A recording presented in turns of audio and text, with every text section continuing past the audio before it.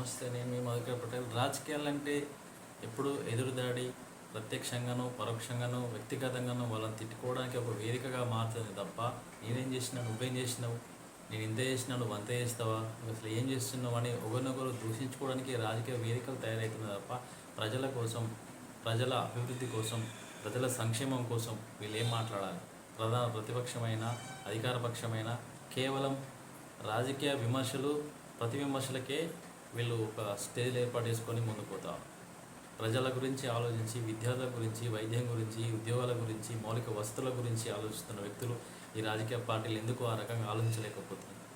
కేవలం స్టేజ్ ఎక్కి మైక్ అందుకున్నామంటే నేను ఇది చేసినా, నువ్వు అది చేసినావు, నా హయాంలో నేను ఇది చేసినా, మీ హయాంలో నువ్వు ఏం చేసినావు అని విమర్శలు, ప్రతి విమర్శలు. ఇంకా దారుణం ఏంటంటే వాళ్ళ కుటుంబ సభ్యులను కూడా విమర్శిస్తాం. రాజకీయంగా నువ్వు ఎదుర్కోవాలనుకున్నప్పుడు వ్యక్తిగతంగా ఆయన గురించి, ఆయన చేస్తున్న పనుల గురించి, నువ్వు అధికారంలో ఉన్నప్పుడు, ఆయన అధికారంలో ఉన్నప్పుడు ఏం చేసినాం, ఇంకేం చేస్తే డెవలప్ అవుతుంది మన విలేజ్, మన కాన్స్టిట్యున్సీ, మన జిల్లా, మన రాష్ట్రం అనే విధంగా ఆలోచన చేయాల్సిన ఈ నాయకులు కేవలం విమర్శలు, ప్రతి విమర్శల దాడులతో, వాళ్ళ అనునయాలతోటి దాడులు చేపిస్తూ, ప్రత్యక్ష విమర్శలకు, పరోక్షంగా వాళ్ళ కుటుంబ సభ్యుల మీద, కొన్ని సందర్భాలలో ఇంట్లో ఉన్న ఆడవాళ్ళ మీద కూడా విమర్శలు చేస్తూ ఉన్నారు. రాజకీయాలకి సంబంధం లేని వాళ్ళ కుటుంబ సభ్యులు ఎందుకు రాజకీయాలకి వాళ్ళ మీద విమర్శలు చేయడం? ఇంట్లో ఎక్కడో వాళ్ళ పనిదో వాళ్ళు చేసుకుంటూ ఉన్న వాళ్ళ మహిళల మీద మనం విమర్శ చేయడం, ఇది ఎంతవరకు సమంజసం? ఒకసారి ఆలోచన చేయాలి. కేవలం విమర్శలు, ప్రతి విమర్శలతోటే పట్టణం, మన కాన్స్టిట్యున్సీ, మన గ్రామం అభివృద్ధి చెందదు.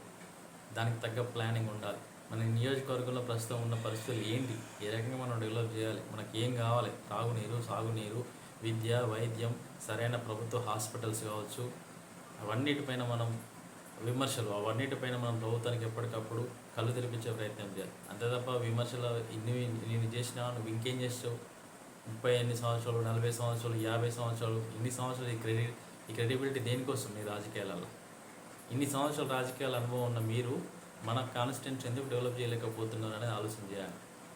కేవలం రాజకీయ ప్రతి విమర్శలు, దాడుల కోసమే మీరు చేస్తే రాజకీయం అంటే, ఇక నుంచి ఆ రాజకీయాలకు మనం ఫస్ట్ వత్తాసు మాట్లాడడం, వత్తాసు పలకడం బంద్ చేయాలి. కేవలం వాళ్ళు ఏం మాట్లాడినా జై జిందాబాద్, జై అనుకుంటే చప్పలు కొడితే కాన్స్టిట్యున్సీ డెవలప్ కావు, నువ్వు డెవలప్ కావు. ఆఖరికి మళ్ళీ పుట్ట చేత పట్టుకొని వేరే ఊళ్ళకి వేరే బతకాల్సిన పరిస్థితి ఏర్పడుతుంది.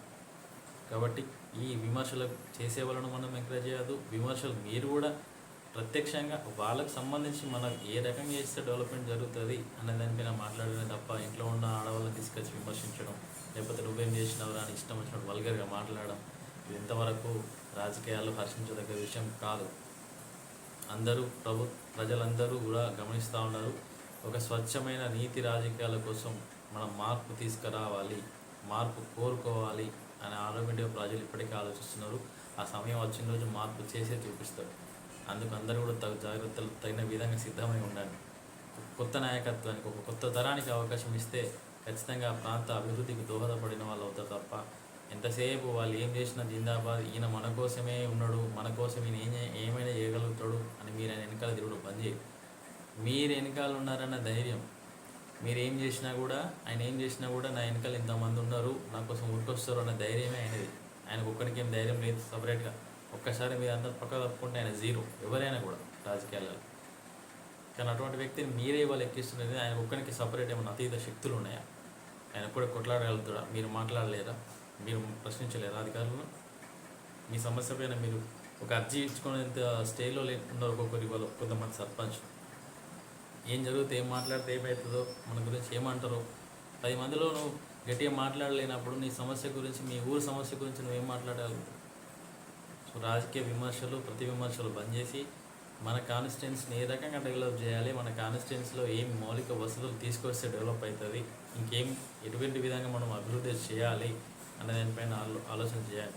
ముఖ్యంగా మనకు రోడ్లు కావాలి, రోడ్ల విస్తరణ కావాలి, ప్రభుత్వ డిగ్రీ కళాశాల కావాలి, జూనియర్ కళాశాల కావాలి, ఉన్న ప్రభుత్వ హాస్పిటల్లో సరైన వైద్య సిబ్బంది లేవు, వైద్య సదుపాయాలు లేవు, మౌలిక వస్తువులు అసలే లేవు, ఇండస్ట్రియల్స్ అసలే లేవు.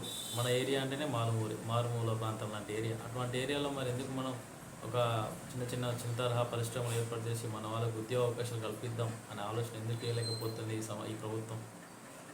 ఇటువంటి విమర్శలు, ప్రతి విమర్శల వల్ల వాళ్ళ రాజకీయ పబ్బం గడుపుతున్నారు. అయితే నువ్వు లేదంటే నేను కానీ ఉండడం మాత్రం మన ఇద్దరం అల్టిమేట్గా ఉండాలి రాజకీయాలలో అనేది వాళ్ళ క్వశ్చన్, వాళ్ళ ప్రశ్న, వాళ్ళ ఆనందం, వాళ్ళ ఆలోచన కూడా అదే. మనం ఏనాడు ఇంకా తెలియక వచ్చేది. వాళ్ళ ఒక ప్రాంతానికి, మనం ఉన్న ఏరియా నుంచి ఒక ప్రాంతానికి వెళ్ళాలంటే మౌలిక అంటే బస్ రూట్, ట్రాన్స్పోర్ట్ సిస్టమ్ ఎలా ఉందని ఒకసారి ఆలోచన చేసి, మన ఆడపిల్లలు ఎంతో దూరం దాదాపు 30-40 కిలోమీటర్లు ప్రయాణం చేసి డిగ్రీయో ఇంటర్ కాలేజీకో వెళ్ళడానికి పడుతూ ఉన్నారు. మరి మన దగ్గర అటువంటి కాలేజీలు ఎందుకు రాలేకపోతా ఉన్నాయి? దీనిపైన ఎప్పుడన్నా ప్రభుత్వాన్ని ప్రశ్నించారా? ఉన్న ఆ ప్రభుత్వ హాస్పిటల్ సరైన వైద్య సిబ్బంది లేదు, ఎందుకు దీనిపైన ప్రశ్నిస్తలేదు? ఎందుకు దీనిపైన ప్రభుత్వానికి మెమోరాండం ఇవ్వలేకపోతున్నారు? అందరూ కూడా దీనిపైననే క్వశ్చన్ చేయాలి.